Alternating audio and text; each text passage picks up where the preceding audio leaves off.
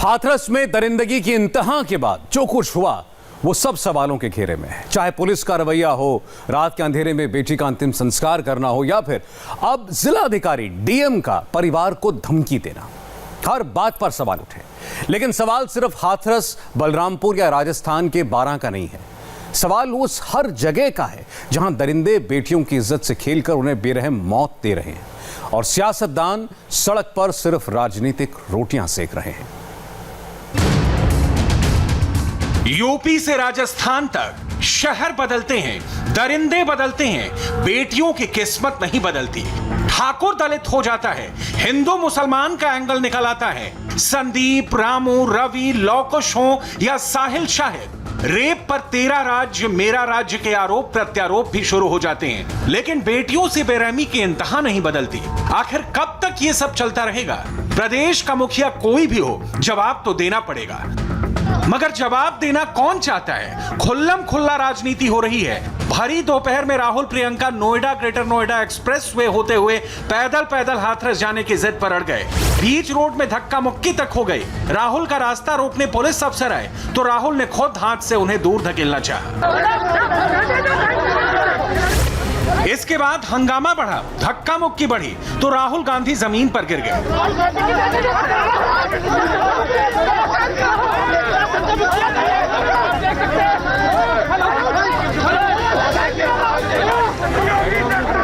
लेकिन सियासी स्कोर को सेट करने की ऐसी जिद पहले नहीं देखी। राहुल गांधी को गिरफ्तार तक करना पड़ गया। राहुल गांधी है, यहाँ पर लाठीचार्ज जो है वो पुलिस ने किया है। कांग्रेस के पूर्व अध्यक्ष राहुल गांधी जो हैं, यहाँ पर तमाम नेताओं के साथ जो है राहुल गांधी हाथरस के लिए मार्च कर रहे हैं और पुलिस जो है वो लाठी डंडों के साथ यहाँ पर जो है राहुल गांधी के साथ राहुल लाठीचार्ज तक हो गया। यहाँ पर राहुल पुलिस जिस तरीके से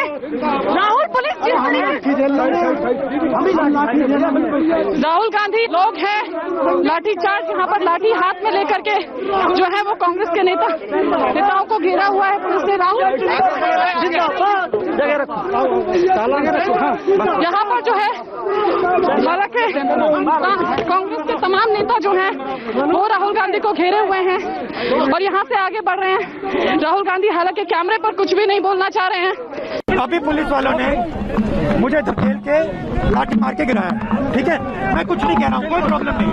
हिंदुस्तान में क्या सिर्फ आरएसएस और बीजेपी के लोग चल सकते हैं? क्या आम आदमी नहीं चल सकता? इस देश में सिर्फ मोदी जी पैदल जा सकते हैं, एक आम नागरिक नहीं जा सकता क्या? कौन सा नया कानून है? इन्होंने हमारी गाड़ी रोकी, हम गाड़ी से उतरे, पैदल गए। महिलाओं की सुरक्षा की जिम्मेदारी सरकार को लेनी पड़ेगी, सरकार को लेनी पड़ेगी, योगी जी को लेनी पड़ेगी। जिस तरह से महिलाओं के साथ अत्याचार हो रहे हैं प्रदेश में, वे बिल्कुल बंद करवाने चाहिए और उनके जो अपराधी हैं उनके खिलाफ सख्त से सख्त कार्रवाई होनी चाहिए।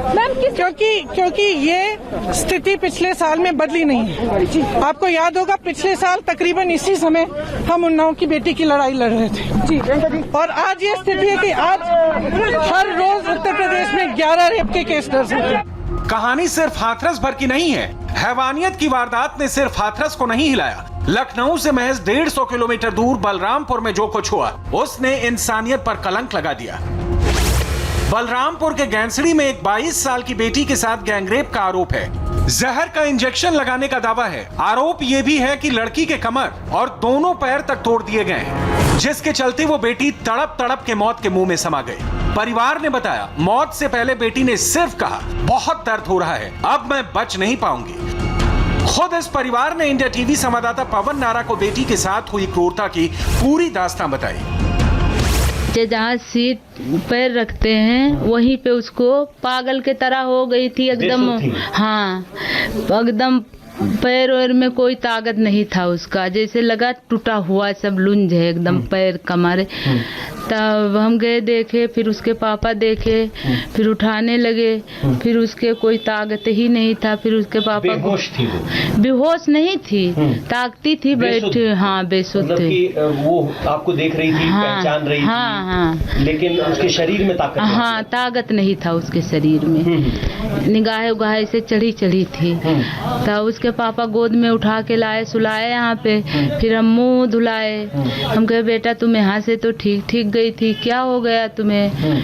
फिर मुंह धुलाए, थोड़ा बेना होना होके हम कहे बताओ बेटा क्या हो गया था? लेगी होगी सब भीगी हुई थी, जूती पहन के गई थी, पैर में जूती भी नहीं थी, मोजा भी नहीं, मोजा था उस पन्नी था, उसी में मोजा रखा हुआ था। उसके हाथ में बीगो लगा हुआ था। वही जो इनकी मम्मी बता रही है कि हमें घसीट के लेके गया और मैं आ रही थी, वहाँ से हमें गाड़ी पे बैठाया और फिर लेके गए, इंजेक्शन लगा दिए, बीगो उसके हाथ में लगा हुआ था। सर जी ज्यादा लोग इस मामले में? बिल्कुल सर, हमें लग रहा है वो कम से कम 6 से 7 लोग थे। हम क्योंकि इतना जानते हैं कि सर कोई भी है, दो आदमी 3 आदमी ये काम नहीं कर पाएगा। हाँ, मैं इतना जानता हूँ 6 से 7 लोग हैं। और सर जी पता नहीं हैं इस समय प्रेजेंट टाइम में घर पे कि भागे हुए हैं। आरोप साहिल और शाहिद नाम के इन्हीं 2 दरिंदों पर लगा है। बलरामपुर पुलिस ने बाकायदा अपने ट्विटर हैंडल से इन दरिंदों की तस्वीरें जारी की। अपने माँ बाप को उसने इतना भर बताया कि उसका अपहरण किया गया था और उसमें 5 से 6 लोग शामिल थे। बाद में पुलिस जांच में सामने आया कि जिन लोगों ने युवती का अपहरण किया था उन्होंने एक स्थानीय डॉक्टर से संपर्क किया, लेकिन डॉक्टर ने युवती की हालत देखने के बाद कहा कि युवती अकेली है और यहाँ सिर्फ मर्द हैं, मैं इलाज नहीं कर सकता। और उसके बाद वो युवती एक रिक्शा में बिठा दी गई, 2 बच्चे उसके साथ बिठाए गए और उस युवती को उसके घर भेज दिया गया। परिवार वाले यहाँ स्थानीय डॉक्टर के पास लेकर गए, लेकिन यहाँ कोई इलाज नहीं मिल पाया। बलरामपुर भेजा गया और बलरामपुर यहाँ से लगभग 40 से 45 किलोमीटर दूर है और वहाँ पहुँचने से पहले बच्ची ने अंतिम सांसें ली। और अब परिवार की मांग है कि उन्हें न्याय मिले। पोस्टमार्टम रिपोर्ट का इंतजार है, लेकिन परिवार का आरोप है कि बच्ची के साथ गैंगरेप हुआ है। 2 आरोपियों की गिरफ्तारी जरूर हुई है। साहिल और शाहिद नाम के 2 शख्स हैं, उनकी गिरफ्तारी हुई है, लेकिन परिवार का कहना है कि पुलिस को पता लगाना चाहिए कि इस अपराध में सिर्फ 2 ही लोग शामिल थे या कहीं ज्यादा, जैसा कि बच्ची ने अपनी मां को बताया था कि 5 से 6 लोगों ने गाड़ी में उसका अपहरण किया। हालांकि पुलिस अफसरों ने तुरंत इस बात को नकार दिया कि पीड़िता के साथ हाथ पैर और कमर तोड़ने जैसी कोई वारदात हुई। हैरानी इस बात पर भी है कि हाथरस की तरह बलरामपुर की बेटी का भी अंतिम संस्कार आनन फानन में करवा दिया गया और यह सब कुछ हुआ रात के अंधेरे में।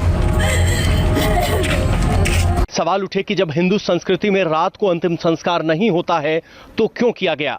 ये सवाल जब हमने परिवार से पूछा तो परिवार ने किसी भी दबाव से इनकार किया और कहा कि चूंकि बच्ची की मौत हुए 24 घंटे से ज़्यादा का वक्त हो गया था और पोस्टमार्टम के बाद शव ऐसी हालत में था जिसे सुबह तक नहीं रखा जा सकता था, इसीलिए अंतिम संस्कार रात को 10:30 से 11 के बीच किया गया।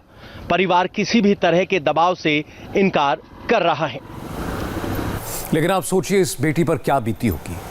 वैसे ही हाथरस